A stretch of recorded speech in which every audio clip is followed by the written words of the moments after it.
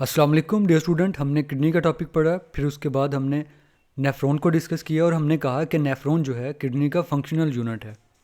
वो इसलिए कि किडनी के अंदर जो एक्चुअल में वर्क कर रहा होता है वो नेफ्रॉन कर रहा होता है। वो कैसे वर्क करता है, कैसे यूरिन को डेवलप करता है, कैसे खून को साफ़ करता है, वो आज हम सारी चीज़ें डिटेल में स्टडी करेंगे। और ये वाला टॉपिक वेरी वेरी इंपॉर्टेंट है पेपर के पॉइंट ऑफ व्यू से, और मोस्ट रिपीटेड लॉन्ग क्वेश्चन है इस चैप्टर का। Let's see.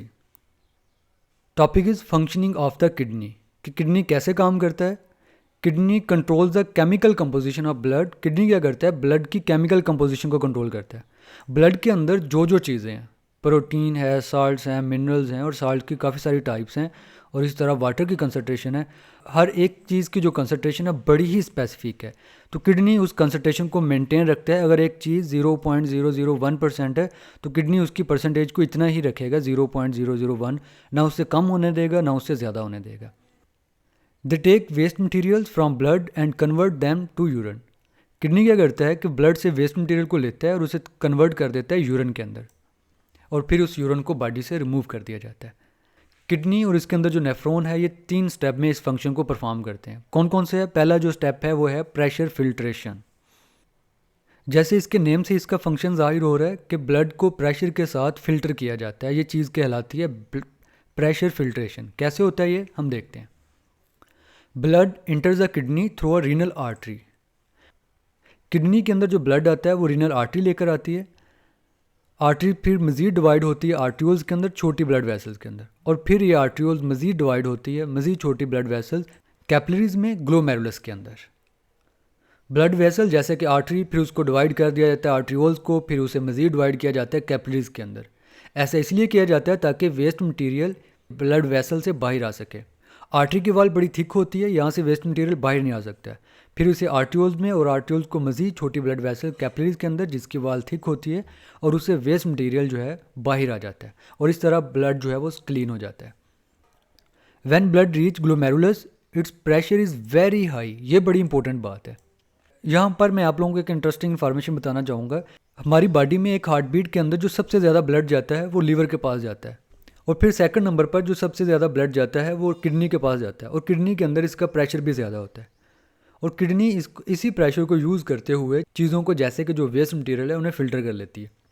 उस वेस्ट मटेरियल में क्या क्या चीज़ें आती हैं? एक्स्ट्रा वाटर भी वेस्ट कहलाता है, salt, glucose and urea etcetera. ये मेन वेस्ट मटेरियल है जिसको फ़िल्टर किया जाता है। Move out of the glomerulus. ये सारे waste material glomerulus means blood capillaries, उनसे बाहर आ जाते हैं। These materials enter women capsule. This step is called pressure filtration. इस स्टेप को क्या कहते हैं? प्रेशर फिल्ट्रेशन कहते हैं। ये शॉर्ट क्वेश्चन भी आता है, ये आप लोग यहाँ से करोगे, यहाँ से। फिर उसके बाद next definition, the filtered material in women capsule is called glomerular filtrate.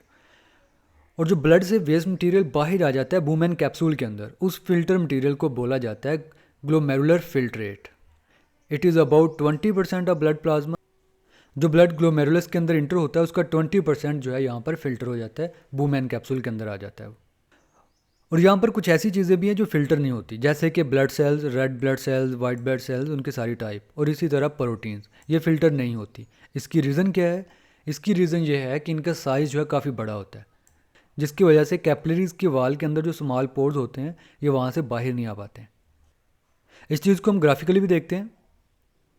इस डायग्राम के अंदर नेफ्रॉन को रिप्रेजेंट किया गया है। एक किडनी के अंदर मिलियंस ऑफ, मतलब 10 लाख ऐसे स्ट्रक्चर्स होते हैं, और इन नेफ्रॉन के पास जो ब्लड लेकर आते हैं वो आर्ट्रियोल्स। आर्ट्रियोल जैसे ही वुमेन कैप्सूल के अंदर इंटर होती हैं ये मज़ीद छोटी छोटी कैपिलरीज के अंदर चेंज हो जाती हैं। इन कैपिलरीज को कहते हैं ग्लोमेरुलस। और यहाँ पर बहुत ज़्यादा ब्लड का प्रेशर होता है, जिसकी वजह से ब्लड के अंदर जो वेस्ट मटेरियल हैं वो इन ग्लोमेरुलस से बाहर आ जाते हैं इसके अंदर, वुमेन कैप्सूल के अंदर।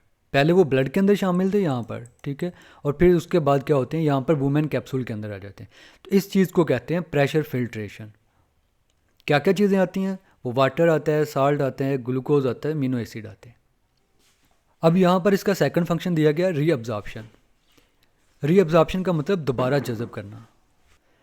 पहले चीज़ें ब्लड से निकाल के नेफ्रॉन के अंदर इंटर की गई हैं, अब नेफ्रॉन से चीज़ों को निकाल के दोबारा ब्लड के अंदर शामिल किया जाएगा।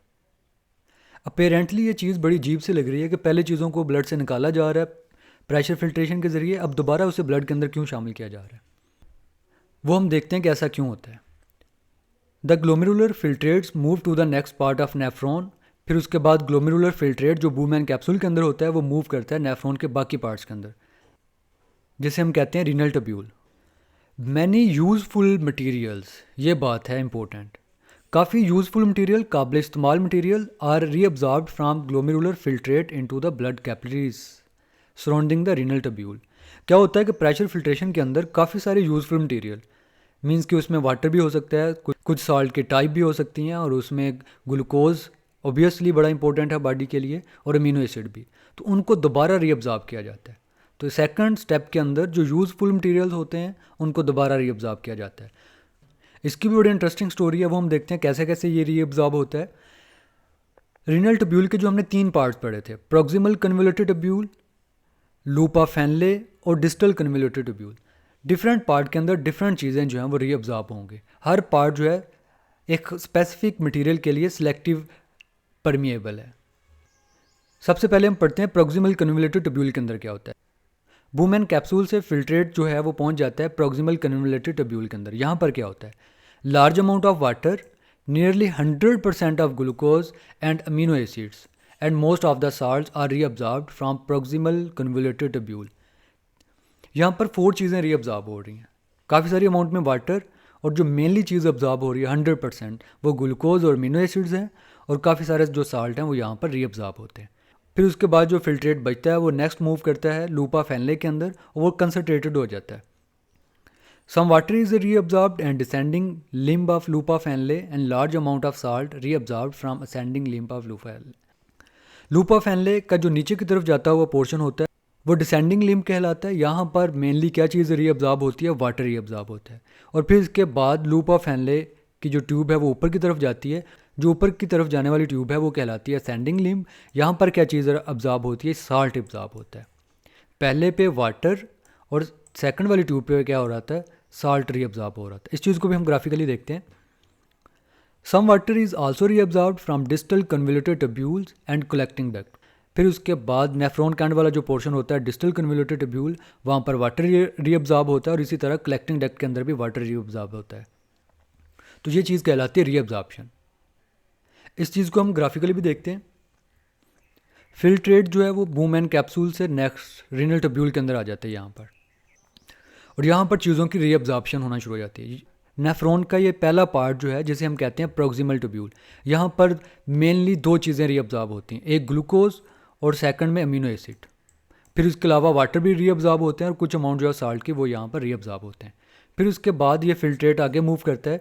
ये वाली ट्यूब है यहाँ से लेकर यहाँ तक, ये कहलाती है डिसेंडिंग लिम्फ, और ये फिल्ट्रेट को नीचे की तरफ लेकर आ रही होती है। यहाँ पर क्या चीज़ रीअब्जॉर्ब होती है, मेनली यहाँ पर वाटर रीअब्जॉर्ब होता है। और फिर इसके बाद फिल्ट्रेट मज़ीद कंसनट्रेटेड होता जाता है और आगे की तरफ मूव करता है, और ये वाली जो ट्यूब है जिसमें फिल्ट्रेट ऊपर की तरफ जा रहा है ये कहलाती है असेंडिंग लूपा फैनले, या फिर इसे असेंडिंग लिम्ब भी कहते हैं। और यहाँ पर जो चीज़ मेनली रीअब्जॉर्ब होती है वो होता है साल्ट।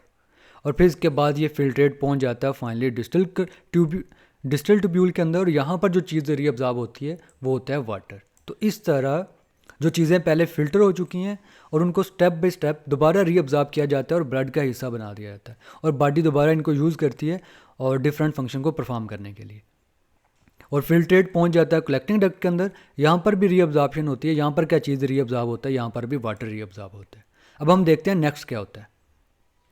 किडनी के फंक्शन का जो तीसरा स्टेप है वो है ट्यूबुलर सेक्रीशन। ये क्या होता है, when useful materials are reabsorbed into blood, some of the remaining waste present in the blood are secreted from the blood capillaries to renal tubule। क्या होता है कि जो यूजफुल मटेरियल थे, glucose, amino acids, water, salt, इनको reabsorb करके दोबारा blood का हिस्सा बना दिया जाता है। फिर इसी तरह ब्लड के अंदर जो चीज़ें वेस्ट मटेरियल रह जाते हैं मज़ीद, उनको दोबारा सेक्रीट कर दिया जाता है, रिलीज़ कर दिया जाता है किसके अंदर, रीनल ट्यूब्यूल के अंदर। और ये प्रोसेस जो है एक्टिव ट्रांसपोर्ट के जरिए होता है। एक्टिव ट्रांसपोर्ट क्या होती है, movement of molecules from low concentration to high concentration with the use of energy. इस चीज़ को हम कहते हैं एक्टिव ट्रांसपोर्ट। क्योंकि नेफ्रॉन के अंदर ऑलरेडी काफ़ी सारे वेस्ट मटेरियल मौजूद हैं, तो ब्लड से दोबारा नेफ्रॉन के अंदर वेस्ट मटेरियल को पहुँचाने के लिए एनर्जी के यूज़ करना पड़ेगा। तो इस चीज़ को हम कहते हैं एक्टिव ट्रांसपोर्ट। और ये प्रोसेस क्या कहलाता है, ट्यूबुलर सेक्रीशन कहलाता है। जिसमें क्या होता है कि ब्लड से वेस्ट मटेरियल को रीनल ट्यूब्यूल के अंदर रिलीज़ किया जाता है, सेक्रीट किया जाता है। ये शॉर्ट क्वेश्चन भी आता है यहाँ से यहाँ तक। फिर उसके बाद नेक्स्ट क्या होता है, after reabsorption and tubular secretion the filtrate in renal tubules is known as urine. ये यूरन की डेफिनेशन है। रीअब्जॉर्प्शन के बाद, ट्यूबुलर सेक्रीशन के प्रोसेस के बाद जो फिल्ट्रेट बचता है, कंसनट्रेटेड फिल्ट्रेट, वो क्या कहलाता है, यूरन कहलाता है। और यूरन के अंदर मेनली जो है वेस्ट मटेरियल यूरिया होता है। Urea from all nephrons move to the renal pelvis. तमाम नेफ्रॉन, एक किडनी के अंदर हमने पढ़ा था कि 1 मिलियन तकरीबन 10 लाख के राउंड अबाउट नेफ्रॉन्स होते हैं। वो सारे के सारे नेफ्रॉन फंक्शन परफॉर्म करेंगे और यूरन को भेज देंगे किडनी का जो पोर्शन है रीनल पेल्विस के अंदर। और रीनल पेल्विस से यूरन जो है वो मूव करेगा यूरिनरी ब्लैडर के अंदर वाया यूरेटर के ज़रिए, और फिर यहाँ पर कुछ देर के लिए स्टोर होगा। और जब यूरिन ब्लैडर फिल हो जाएगा, भर जाएगा, फिर इसको रिमूव कर दिया जाएगा बॉडी से थ्रू यूरिथ्रा, लास्ट ट्यूब के ज़रिए। ट्यूबुलर सिक्रीशन को भी हम ग्राफिकली देखते हैं। प्रेशर फिल्ट्रेशन में हमने पढ़ा था ग्लोमेरुलर से वेस्ट मटेरियल चला जाता है बूमेन कैप्सूल से, और उसके अंदर कुछ यूज़फुल मटेरियल भी होते हैं, वो यूज़फुल मटेरियल रीअब्जॉर्ब हो जाते हैं। लेकिन अभी भी ब्लड के अंदर कुछ वेस्ट मटेरियल होता है। ब्लड को अच्छे से क्लीन करने के लिए फिर ट्यूबुलर सिक्रीशन का प्रोसेस होता है। उसमें क्या होता है कि ब्लड के अंदर जो यूरिया वगैरह है, ठीक है, वेस्ट मटेरियल जो है मेनली, और इसके अलावा कुछ और भी वेस्ट मटेरियल होते हैं, लेकिन जो मेन वेस्ट मटेरियल है वो यूरिया है, उसको ब्लड से दोबारा नेफ्रॉन के अंदर भेज दिया जाता है। ठीक है, इसकी डायरेक्शन को याद रखना है आप लोगों ने, ये एमसीक्यूज भी आते हैं। ये प्रोसेस प्रॉक्सिमल ट्यूब्यूल के इर्द गिर्द जो ब्लड कैपिलरीज होती हैं वहाँ पर भी हो रहा होता है, और लूप ऑफ हेनले के इर्द गिर्द जो ब्लड कैपिलरीज होती हैं वहाँ पर भी हो रहा होता है, और डिस्टल और इस तरह कलेक्टिंग डक्ट के इर्द गिर्द जो ब्लड कैपिलरीज होती है वहाँ पर भी। तो इस तरह फाइनली जो है ब्लड को क्लीन कर दिया जाता है, उसके अंदर जो वेस्ट मटीरियल है उसको स्टोर कर लिया जाता है यूरिन के अंदर, और फिर उसे यहाँ से बॉडी से रिमूव कर दिया जाता है। तो डियर स्टूडेंट, ये था हमारा आज का बड़ा इंपॉर्टेंट टॉपिक, और इसमें एमसीक्यूज भी आते हैं बहुत सारे कि किस पार्ट से क्या चीज़ रीअब्जॉर्ब हो रही है। जैसे प्रॉक्सिमल कन्वोल्यूटेड में मेनली क्या अब्जॉर्ब हो रहा है, 100% ग्लूकोज और amino acid. Ascending loop of Henle पे क्या रीअब्जॉर्ब हो रहा है, साल्ट। और डिस्टल ट्यूब्यूल पे क्या रीअब्जॉर्ब हो रही है चीज़, वाटर। तो ये एमसीक्यूज आते हैं। Dear student, functioning of the kidney के कुछ important MCQs. First one is the kidney help control the dash of the blood, temperature, chemical composition, color, pressure. Correct option is beta, chemical composition. MCQ number 2, which of the following is not filtered through the glomerular capillaries? Option A is water, glucose, blood cells and proteins, salt. Correct option is Charlie. Third MCQs, glucose is mainly reabsorbed in the Bowman capsule, proximal convoluted tubule, loop of Henle, distal convoluted tubule. Correct option is beta, proximal convoluted tubule. MCQ number 4, salt are mainly reabsorbed in the dash of the nephron, descending limb, ascending limb, Bowman capsule, collecting duct. Correct option is beta, ascending limb. MCQ number 5, urine is temporarily stored in the kidney, ureter, urinary bladders, urethra. Correct option is Charlie. तो dear student, ये थे इस topic के कुछ बड़े important MCQs, और ये full topic की अगर हम बात करें तो ये लॉन्ग क्वेश्चन के लिए है। तो ये था हमारा आज का टॉपिक। अगर चैनल को सब्सक्राइब नहीं किया तो ज़रूर कीजिएगा। ओके, अल्लाह हाफिज़।